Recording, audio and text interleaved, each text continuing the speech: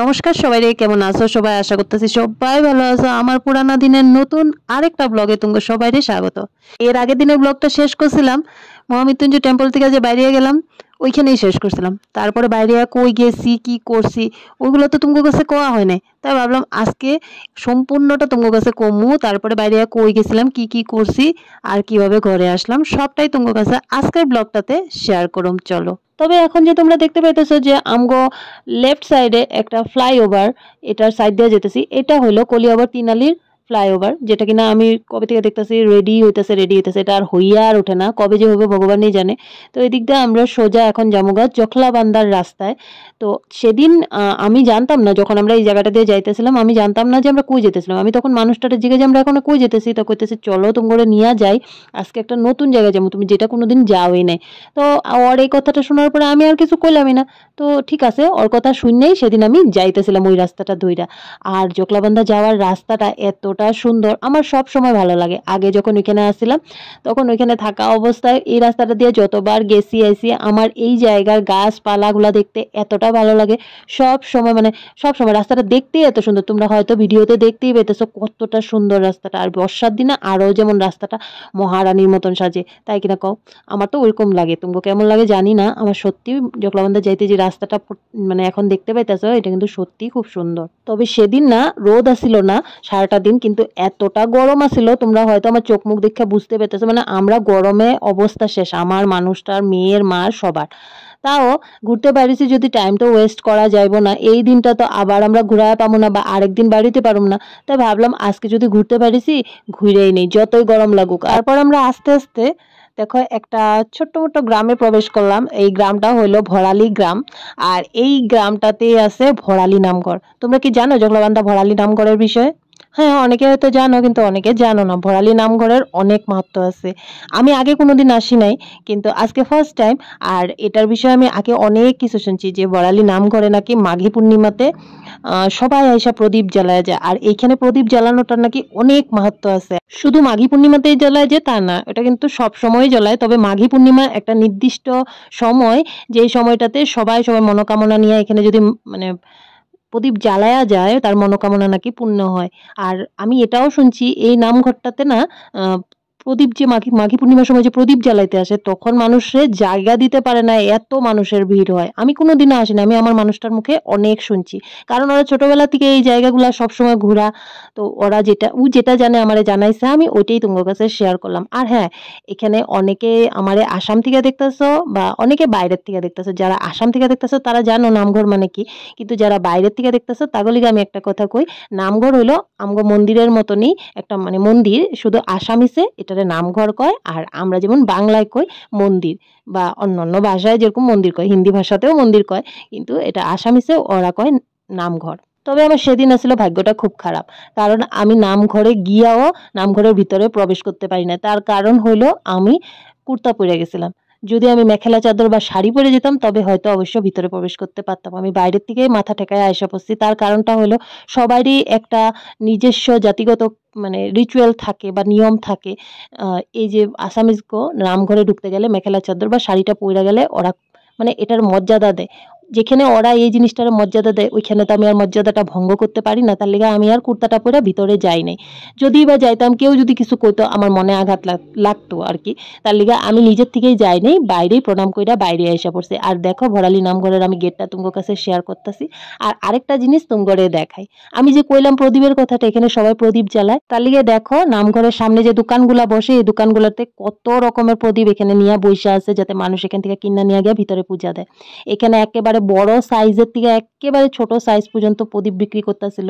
আমি ভাবলাম এটা তোমার কাছে শেয়ার করা যাইতেই পারে, তার লিগে তোমার কাছে শেয়ার করার লিগে ছোট্ট একটা ভিডিও করে নিয়ে আইছিল। তবে আমরা সেদিন এখানে কোনো প্রদীপ জ্বালাই নেই, আমরা এমনিতেই নমস্কার করে আইসা পড়ছি। কারণ আমি মনে করি খায়া দায়া কোনো পূজা হয় না। আমরা তো তোমরা এর আগের ভিডিওতে দেখলাই যে আমরা মহাভৈরব মন্দিরের থেকে পূজা করে গিয়া মহামৃত্যুঞ্জয় পূজা করার পরে আমরা বাইরে খায়া ফেলাইছিলাম। তো খাওয়ার পরে প্রদীপ জ্বালানোটা আমার একটা ভালো লাগে নাই। জানি না কার কেমন লাগে, কিন্তু আমার ভালো লাগে না দেখে আমরা এখান থেকে প্রদীপ নিয়ে গিয়ে জ্বালাই নাই। তবে এমনি প্রণাম কইরা বাইরে এসে পড়ছিলাম। তো আমরা নামঘর থেকে তো বাইরে আসলাম, এখন আমার মানুষটা গাড়িটা আনতে গেছে, ও গাড়ি নিয়ে আসলে পরে গাড়ি কইরা সোজা বাইরে গেলাম আরেক জায়গার উদ্দেশ্যে। তারপর আমরা যেখানে বেরিয়ে গেছিলাম ওইটা সত্যিকারের একটা শান্তির জায়গা ছিল। আমার পার্সোনালি আমার নিজের সবচেয়ে প্রিয় জায়গা। আমি যেই মানে শক্তিরে আরাধনা করি, আমি যেই শক্তি লয়ে সবসময় থাকতে ভালো পাই, যে মানুষের থাকে না যে কোনো একটা ভগবানের সে খুব মন থেকে মানে খুব আস্থা দিয়া খুব মন থেকে ভালোবাসে, আমার এই জিনিসটার প্রতি মানে মানুষ কিছু একটা নিয়ে তো থাকতে লাগে। আমার সত্যি আমার ভিতর থেকে একটা ডাক আসে যে দেবী মা আমার কাছে সব সময় থাকে। মা বিপদনাশিনী হোক, মা দুর্গাই হোক, মা কালী হোক, মা কামাখ্যাই হোক, যে কোনো রূপে মা যেন আমার লগে সব সময় আসে। জানি আমার কথাগুলো শুনতে একটু বাচ্চা বাচ্চা লাগতে পারে যে কি কয় ওই এই ধরনের কথা, প্র্যাকটিক্যাল কথা কয় না। দেখো আমি না ঠাকুরের প্রতি আমি প্র্যাকটিক্যাল হইলেও হইতে পারি না। আমার যেন ইমোশনালি একটা অ্যাটাচমেন্ট ঠাকুরের কাছে মানে কিভাবে যে জড়িত আমি নিজেও জানি না। আমি শুধু এতটুকুই মনে করি যখন আমি বিপদে পড়ি মা আমারে আইসা উদ্ধার করে, যে কোনো রূপেই হোক মা আইসা আমারে উদ্ধার করে। তো ওই আর কি, মার ডাকে মার কাছে, মানে এটা আমার কথা, মা যখন ডাকে তখনই আমরা মার কাছে যাইতে পারি। তবে সারাদিন ঘোরাফেরার পরে আমগো লাস্ট ডেস্টিনেশন ছিল মা কামাখ্যার মন্দির শিলঘাট। কথাটা শুনতে আমার আওয়াজে তোমরা হয়তো বুঝতে পারতেছো আমার কতটা আনন্দ, যখন মা ডাকে তখনই তোমার কাছে যাইতে পারি। তবে আজকে যে রাস্তাটা দিয়ে আমি যাইতেছিলাম এটা আমার ফার্স্ট টাইম আসছিল। মা কামাখ্যার মন্দিরে আমি অনেকবার গেছি শিলঘাটে, কিন্তু আমরা আজকে যেতেছিলাম পিছনের রাস্তাটা দিয়ে। আমি জানতাম না জকলাবান্ধা হইয়া শিলঘাট যাওয়ার রাস্তাটা যে এত সুন্দর, আমি সত্যিই জানতাম না। মানে এই দৃশ্যটা দেখে মনে হয় চোখটা ভুইরা গেল। ছোট ছোট পাহাড়ের মাঝখানে যে এত সুন্দর চা পাতা বাগান আর এত সুন্দর দৃশ্য, মানে প্রকৃতির অতুলনীয় রূপ। সত্যি কথা কইতে গেলে মানে যে একবার এই রূপ দেখবো সত্যি তার মনটা ভুইরা যাব, ভাষায় প্রকাশ করার মতন না। যাই হোক, আমরা এই দৃশ্য উপভোগ করতে করতে ফাইনালি আয়শা মার মন্দিরে পাইয়ে গেলাম। আর আজকে আমার মার শিলঘাট কামাখ্যা মন্দির দর্শন করা ফার্স্ট টাইম। তবে আমার বাবা অনেকবারই এসেছে এখানে, কারণ আমার জেঠু এখানে চাকরি করতো এক সময়, মানে অনেক দিন আগে। তো তখন আমার বাবা এখানে আসতো, দেখছে, কিন্তু আমার মা দেখে নাই। আমার মার এটা ফার্স্ট টাইম। তো মারেও এই জায়গাটাও দেখায় আমি সত্যি এটাতেও আমি খুব খুশি। তো প্রথমে আমরা গাড়িটা রাখা গেলাম ভিতরে, মন্দিরের ভিতরে গিয়া হাত পাও ধুইয়া মন্দিরে মার দর্শন করলাম। প্রথমে জানোই তো পূজা করুম না, কারণ বড়ালি নাম করে গিয়াও প্রদীপ যখন জ্বলাই নাই, খাইয়াছি দেখা। এখানেও আমরা কোনো পূজা টুজা করি নাই, শুধু দূর থেকে মারে প্রণাম করে আইছি আর মারে দেখেছি, মানে ওই যেটা আর কি দর্শন করে আইছি। তবে আমি এই মন্দিরের ভিতরে কোনো ছবি নিতে পারি না সেদিন, তার কারণ হলো এখানে স্ট্রিক্টলি না করা আছে, এখানে কোনো ছবি তোলা যায় না। আর এই বিষয়টা আমি আগে থেকে জানতাম, কারণ আগেও আমি একবার গেছি, মানে একবার না অনেকবারই গেছি। তবে পূজা আসলে আমার মানুষটার একবার মানুষই একটা আসলে, ওইটা দিতে গিয়ে তখন আমি ওখানে পুরোহিতরে জিজ্ঞাসা করছিলাম যে আমরা ছবি নিতে পারবো নাকি, তখন ওরা কইছিল যে না এখানে ছবি নেওয়া যাইব না। তার লিগে আমি এবার জানতাম যেহেতু আমি ওখানে কোনো ক্যামেরা অন করিনি। মন্দির থেকে বাইরে এসে আমি মারে একটু এই দিকের রাস্তাটা দেখালাম, মানে এখানে যে কতগুলো সিঁড়ি পার হইয়া উপরে উঠতে লাগে মানুষ যখন হাইটটা আসে, ওই জিনিসটা মারে একবার দেখায় নিলাম। দেখানোর পর তারপরে গেলাম মন্দিরের সামনে একটা ভিউ পয়েন্ট আছে, ওইখানে মারে ওই জায়গাটাও একটু দেখাইলাম। ওইখান থেকে তো ব্রহ্মপুত্র নদী কি সুন্দর দেখা যায়। তবে তোমরা তো জানো শিলঘাট কিসের লিগা বিখ্যাত, আর শিলঘাটের মেলা বিষয়ে তো সবাই জানে। তো আমি দেখাইতে চেষ্টা করতেছিলাম সবকিছুই মারে একটু একটু কইরা, যাতে মার মনে থাকে স্মৃতি হিসাবে যে আমি ওই জায়গায় গেছিলাম, ওইটা দেখছি এটা দেখছি, এইগুলো যাতে মা কারোর সাথে বসে গল্পও করতে পারে, তার লিগে সবকিছু দেখাইতেছিলাম। তবে যখন মেলা হয়, মানে এটা তো অষ্টমীর সময় মেলা হয় ওই চৈত্র মাসে, তখন এই জায়গাটা না পুরোটাই পরিষ্কার থাকে, এত জঙ্গল থাকে না। কিন্তু যেহেতু ওখানে বর্ষার সিজন আর বৃষ্টি পেলে গাছপালাগুলো বড় হয়ে যায়, জঙ্গল হয়ে যায়, তার লিগে একদম জঙ্গলে ভরে রয়েছে। নাহলে অন্য সময় এই জায়গাটা থেকে খুব সুন্দর ব্রহ্মপুত্র দেখা যায়, তাও এখান থেকে একটু একটু দেখা যেতেছে, তোমরা হয়তো বুঝতে পারতেছো। তো এই জায়গাগুলো একটু ঘুরে নিলাম। ঘোরার সাথে সাথে আমরা অনেক অনেক ছবিও তুলছি, মানে মারও অনেক ছবি তুলছি, মেয়ের আমার অনেক ছবি তোলার পরে ফাইনালি অনেকটা সময় কাটানোর পর আমরা এবার এখান থেকে বাইরে হয়ে যেতেছিলাম, কারণ বাড়িতেও যেতে লাগবো। সারাটা দিন গরমে কি যে অবস্থা হয়ে গেছিল, কিন্তু ঘুরতে এসে ঘুরতে তো লাগবে, ঘোরাটা মাস্ট।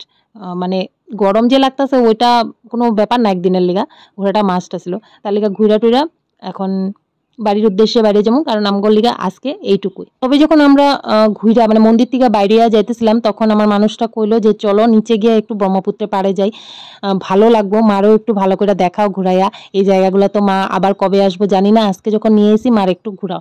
তো ওর কথা মতন আবার আমরা পাহাড় থেকে, এখন অবশ্য আমরা সামনের দিক দিয়ে নামতেছি, সামনের দিকে নামা এখন সোজা বাইরে যাবো ওই দিক দিয়েই।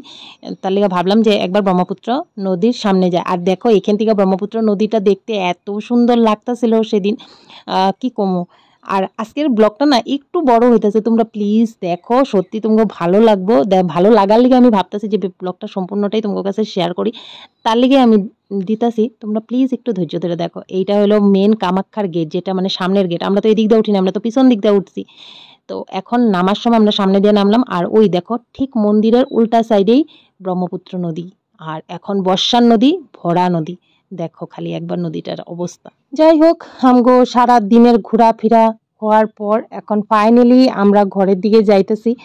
এখান থেকে মানে এখন তো দুপুর হয়ে গেছে, এখন তো ডাইরেক্ট আর ঘরে যাবো না, এখন যামু আগে খাইতে, কারণ দুপুর হয়ে গেছে, খিদা পেয়ে গেছে, সবাই করতেছে খিদা পেয়েছে। আগে খামু, খাওয়া দাওয়া করার পর তারপরে যাবো বাড়ির দিকে।